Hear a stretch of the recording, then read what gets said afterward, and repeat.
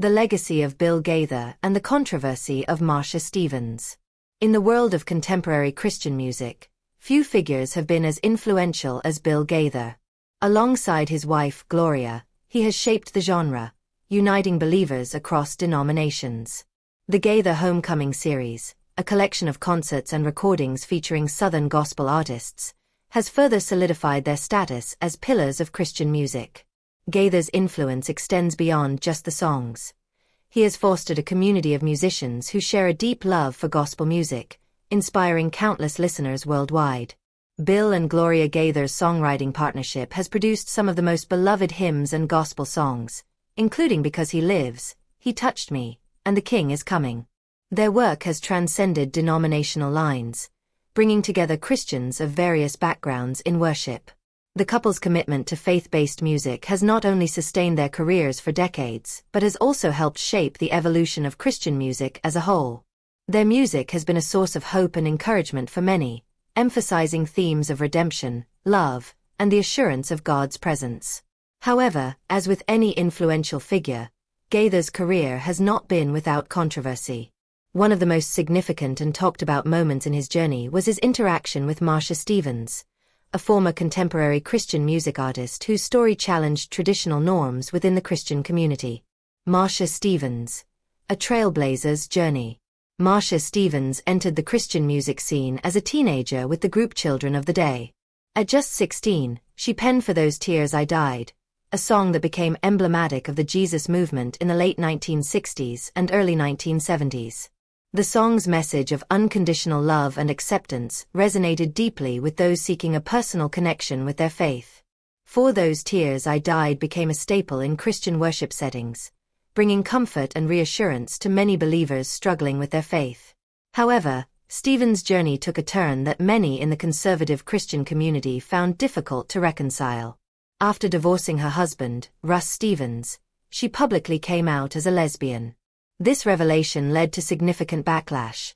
Her songs were removed from many platforms, and she faced ostracism from the Christian music industry. Many Christian bookstores stopped selling her music, and Christian radio stations ceased playing her songs. Overnight, she went from being a celebrated songwriter to an outcast in the Christian music world. Stevens' decision to come out as a lesbian was not merely a personal revelation, but also a deeply spiritual one. She maintained that her faith in Jesus Christ remained unwavering, despite the rejection she faced from many Christian circles. This stance led her to create new spaces for LGBTQ+ individuals who also identified as Christians, believing that God's love was inclusive of all people. Undeterred by the rejection, Stevens founded Born Again Lesbian Music, BAM Ministries in the mid-1980s, aiming to create a space for LGBTQ+ individuals within the Christian faith.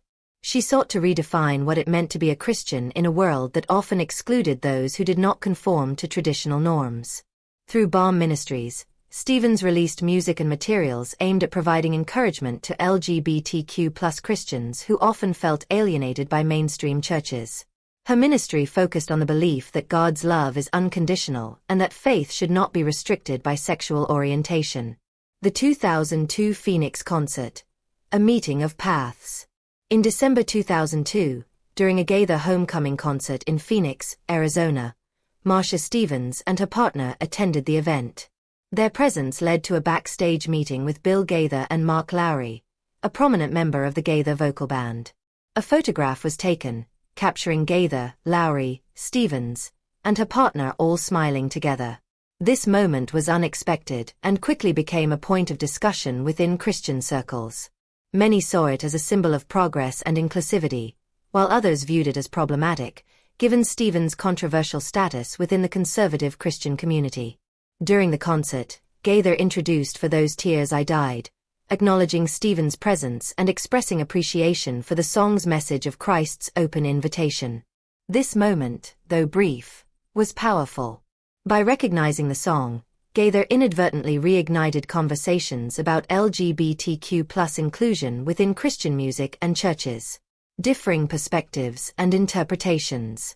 The encounter between Gaither and Stevens led to various interpretations and reactions, ranging from praise to criticism.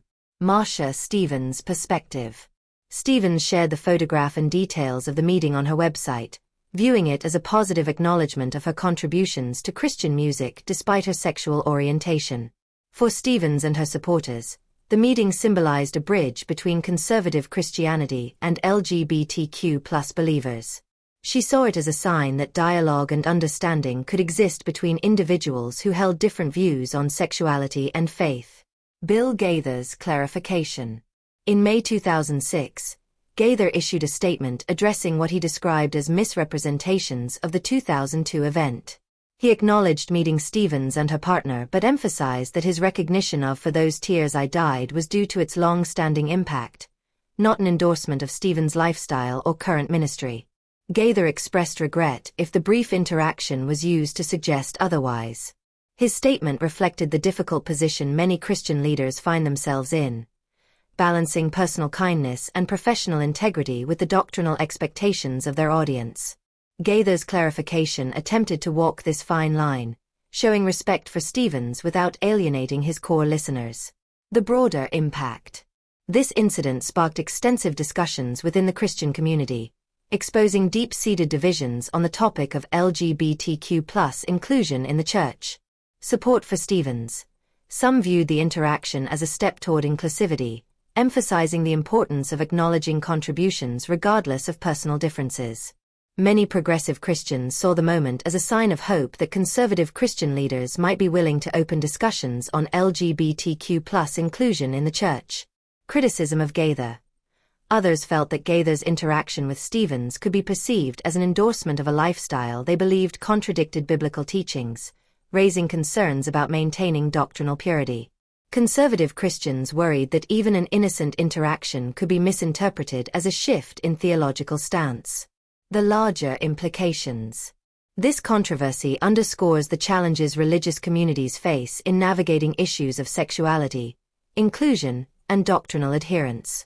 It highlights the delicate balance leaders must maintain, honoring individual contributions while upholding their faith's teachings. Many churches and Christian organizations continue to grapple with the question of how to engage with LGBTQ+ individuals while remaining true to their interpretations of Scripture. The Gaither-Stevens interaction serves as a case study in the difficulties of balancing compassion with conviction.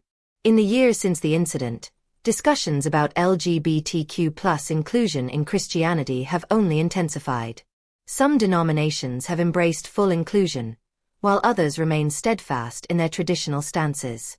Figures like Marsha Stevens have continued to advocate for LGBTQ+ Christians, while figures like Bill Gaither have maintained their positions in mainstream Christian music.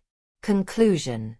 The 2002 encounter between Bill Gaither and Marsha Stevens serves as a poignant example of the complexities faith communities face when addressing evolving societal norms and individual identities. It prompts ongoing reflection on how to embody compassion while upholding convictions in a diverse and changing world. As Christian music continues to evolve, so too do the conversations surrounding faith, identity, and inclusion. While there may never be universal agreement on these matters, the legacy of figures like Stevens and Gaither ensures that these discussions remain at the forefront of Christian thought and practice.